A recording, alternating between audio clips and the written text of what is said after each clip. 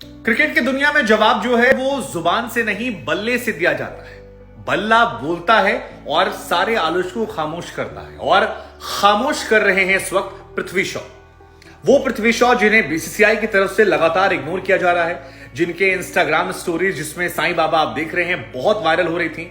लेकिन अब पृथ्वी शॉ ने ऐसा मन बना लिया है कि मानो बीसीसीआई सेलेक्टर से वो कह रहे हैं कि सर आपने दरवाजा बंद कर रखा है सिलेक्शन कमेटी का मेरे लिए, लेकिन मैं दरवाजे को उखाड़ के रहूंगा। दरवाजा ही नहीं, वो चौखट बाजू भी उखाड़ रहे हैं, और ये उन्होंने इस बार किया है असम के खिलाफ 379, और ये रणजी में सेकेंड इंडिविजुअल हाईएस्ट है। संजय मांजरेकर का रिकॉर्ड तोड़ दिया।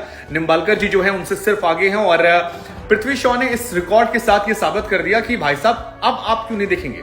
जो स्ट्राइक रेट था उसको देखकर फैंस भी कहने लगे कि यार इस लड़के को बुलाओ, आप उन खिलाड़ियों को क्यों ओपन करा रहे हो जो मीडियोकर हैं, जो 120-25 खेलते हैं। ये देखो आपके पास टैलेंट की खदान पड़ी है। हालांकि पृथ्वी शॉ होना इतना आसान भी नहीं है। पृथ्वी शॉ वही खिलाड़ी हैं जिन्होंने अंडर 19 में परफॉर्म किया, सीधे नेशनल टीम में एंट्री मिल गई, लेकिन उसके बाद जितनी तेज सितारे उठे उतनी तेज गर्दिश में चले गए। पृथ्वी शॉ आए, पहले ही टेस्ट मैच शतक मार दिया, चारों तरफ चर्चाएं चल रही थी। मुझे याद है रवि शास्त्री ने कहा था कि जब वो क्रीज पर आते हैं तो ऐसा लगता है कि सहवाग और लारा दोनों एक साथ आ गए हैं। लेकिन पृथ्वी शॉ उस उम्मीदों के पहाड़ को सह नहीं पाए और ऑस्ट्रेलिया के खिलाफ वो आखिरी सीरीज में गायब हो गए। लेकिन फिर पृथ्वी शॉ की परफॉर्मेंस जो है वो गिरती चली गई, और ऐसी गिरी कि आईपीएल में भी वो परफॉर्म नहीं कर पा रहे थे। लोग भूलते चले गए। सोशल मीडिया पर उनकी क्रिटिसिज्म जो थे वो बहुत ज्यादा बढ़ गए। लोगों ने कहा what a waste of talent, क्या उम्मीद थी हमें, कहां चला गया, इसे हमने सहवाग माना था।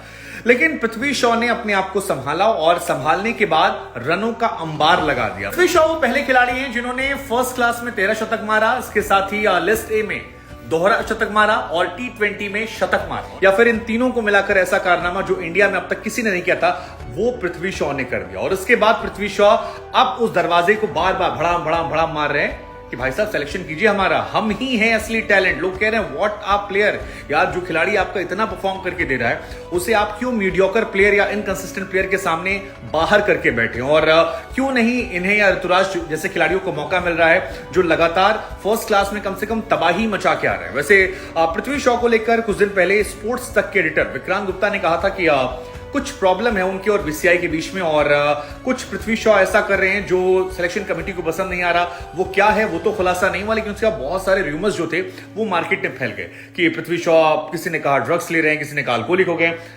सच्चाई कहीं सामने नहीं आई, लेकिन इन सब के बीच में जवाब जो था सारे कमेंट्स का, सारे आलोचकों का, वो पृथ्वी शॉ ने बल्ले से दिया, और ऐसा जवाब दिया कि अब वो सबको खामोश कर रहे हैं। और वो दरवाजा मुझे लगता है बहुत दिन दूर नहीं है, क्योंकि ऐसी परफॉर्मेंस के बाद आप एक खिलाड़ी को इग्नोर बहुत लंबे वक्त तक नहीं कर सकते हैं। डोमेस्टिक सीजन में पृथ्वी शॉ का स्ट्राइक रेट जो है वो चर्चा का विषय है। मतलब T20 में 150 से ऊपर है, और लिस्ट ए में 125 के आसपास है, और ये बहुत ज्यादा है। और यही वजह है कि लोग अब कहना शुरू कर चुके हैं कि भाई पृथ्वी शॉ को वापस लाओ, ऋतुराज को वापस लाओ, सैमसन को क्यों बाहर बिठा रखा, और कई ऐसे खिलाड़ी जो बोझ बने बैठे हैं उन्हें क्यों खिलाए जा रहे हो, ये सवाल उठने लगा है। कई लोगों ने तो यहां तक कह दिया कि भाई अगर आप पृथ्वी शॉ को नहीं टीम इंडिया में शामिल करते हैं तो ये पृथ्वी शॉ का लॉस तो है ही, लेकिन ये टीम इंडिया का लॉस है, क्योंकि देर सवेर वो इंसान अपना बोरिया बिस्तरा पैक कर लेगा और जाकर दुनिया भर में T20 लीग खेलकर पैसे कमाएगा, लेकिन भारत एक अच्छे टैलेंट को वेस्ट कर देगा। और ये वेस्ट करना हमारे लिए बिल्कुल सही नहीं है, क्योंकि ऐसे खिलाड़ी जो हैं ये बहुत मुश्किल से मिलते हैं। और वैसे भी पृथ्वी शॉ का जो रिकॉर्ड है